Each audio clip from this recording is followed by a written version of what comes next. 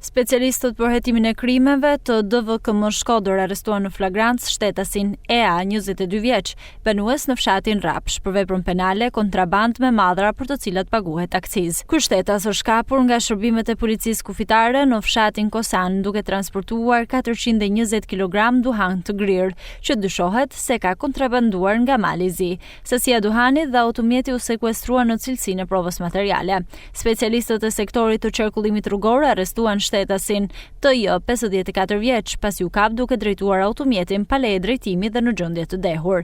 Specialistët për hetimin e krimeve të Komisariatit të Policisë Shkodër referuan materiale në prokurori, ku nisi procedimi penal për një 15 vjeçar, pasi u gjet një mjet prerostik, i cili u sekuestrua në cilësinë e provës materiale. Specialistët për hetimin e krimeve të Komisariatit të Policisë Shkodër referuan materiale në prokurori, ku nisi procedimi penal për shtetasin VT, 41 vjeç, banues në Puk, pasi ka goditur me grusht shtetasin LP, 50 vjeç, për motive të dobta. Materialet proceduriale u referuan prokurorisë pranë gjykatës së shkallës së parë të jurisdiksionit të përgjithshëm Shkodër për veprime të mëtejshme.